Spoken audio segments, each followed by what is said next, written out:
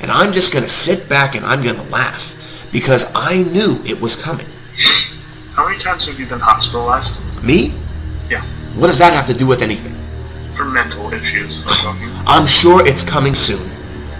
But you know something? This country is going to be upping its inhabitants on people who are losing their minds.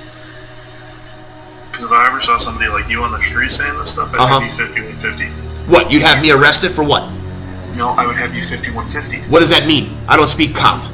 I would have you mentally committed to a hospital. Oh, so you would have me mentally committed? Yeah? Is that what you would do? So you would abuse your power? Is that what you would do?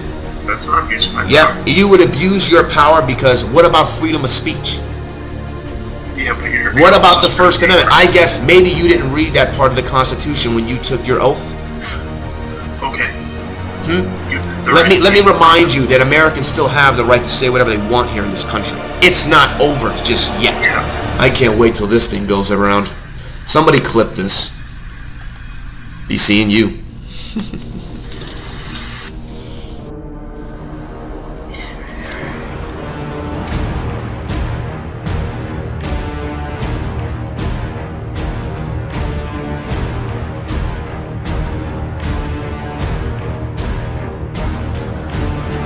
Show your face. I am showing my face. No, you're not. People know exactly who I am. If you believe what you believe, then you'd be brave enough to stand up for it. You're too scared. I'm too scared. You're too scared. Let me stop you right there. Let me stop you right there, Big Nose. And put it in YouTube, and then you're gonna see who you're talking to. Right.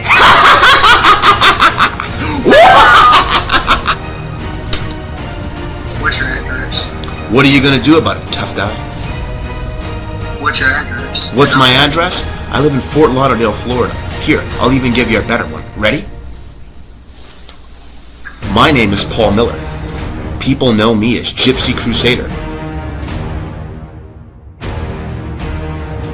Hey bro, show love, man. Nah. I love you, bro. I'd rather just show you this. We reported Paul Miller in October to the New Jersey law enforcement authorities. We feared in this case that Paul Miller could escalate his activities. So, Fair enough. my message today, guys, is I'm rallying the troops, as always, telling our boys that the fight of their lives is coming, and it's upon us. Soon, collapse is inevitable. Okay. What's going to happen is, and we can only hope and only pray for and the crime to get to such a degree that the cops are forced to quit and abandon their posts. When all out chaos is in the streets, then and only then, and we will see who seizes control of the world this time. What do you guys think?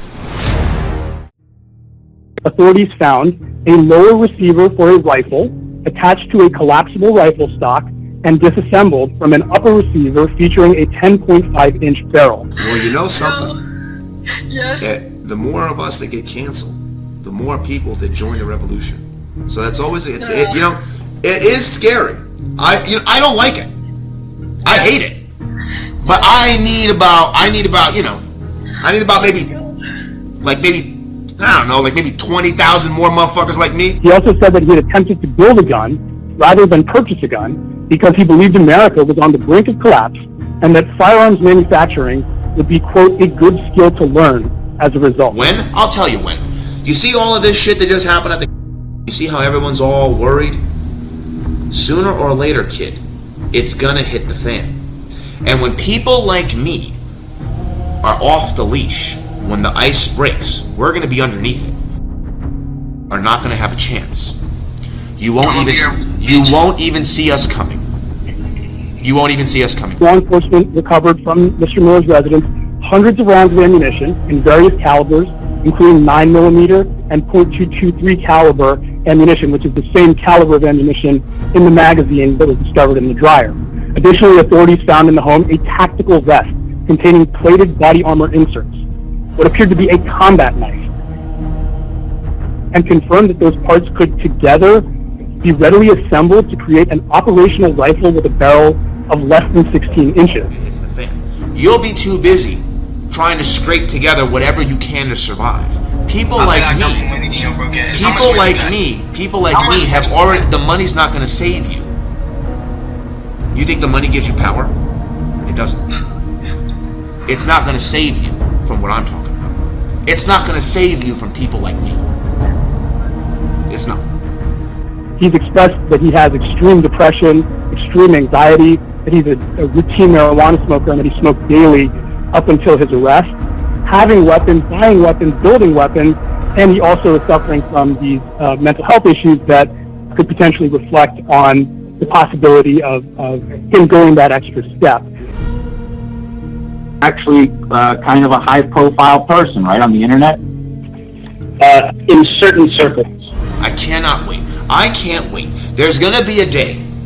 So help me God, I pray. I just want to see it in my lifetime. Please, God.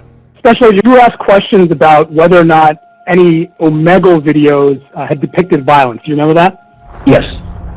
How did the individuals who were subject to the statements and the actions of Mr. Miller react typically?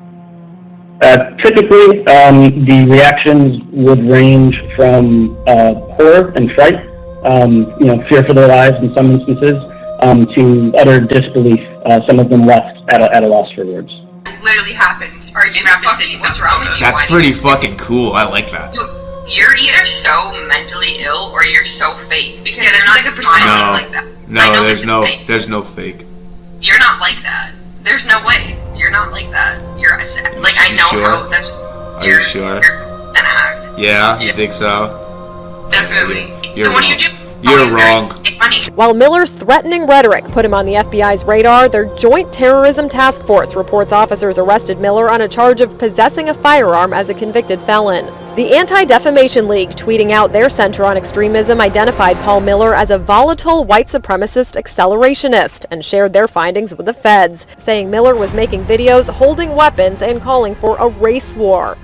Okay, and did many of those videos include what appeared to be weapons, regardless of whether or not there were actually weapons? Correct. I'm gonna just drop the act for a second so you understand. Because I'm serious. I'm not Joaquin Phoenix. I'm Joker, the real deal. And I agree that the things that were said in those shows are despicable, but they are protected by the First Amendment, and I think they're being mischaracterized as being credible threats to other people, when I think the evidence is that there's never been any violence, that these things are being presented to get a reaction out of somebody, so people will watch his show and then they'll buy his merchandise, and then he can support himself. Because that, the evidence presented was that's his sole means of supporting himself, is this entertainment. What about approaching him in the parking lot and threatening to beat him? Well, I have not actually seen that clip, so I can't really comment on it exactly. You're in the wrong neighborhood. How about we kick your right now? How about we kick right now? Yeah. How about we beat your right now? Florida down here is pretty good with the gun laws. The only I don't own anything. The only reason I don't own anything is because of what I'm saying online, and I don't want someone to try to red flag me, because that's what they'll do. Yeah, exactly. You all know what I'm saying? Like, they'll say I'm some unstable person and I have guns, and they'll come and try to take me away. And also, what I'm hearing for the first time today is that when they went to arrest him, he came out and said, then went back in for a while, then came back out, and then you find a disassembled homemade firearm hidden in the dryer. If he's got it for protection, why is it disassembled and hidden in the dryer? Well, Judge, I can't answer as to where he keeps these parts of the firearm, but Mr. Miller, you are charged in a criminal complaint. The maximum penalty on those charges is 10 years. There also could be other penalties like a fine, supervised release, and other penalties. Do you understand what you're charged with and how much time you're facing? Yes, I do, Your Honor. My family has suffered enough, everyone. I don't want to make anyone suffer anymore. Well, he appeared before thousands of internet followers, often to spew hate. Well, today, he appeared before a judge to hear his fate instead.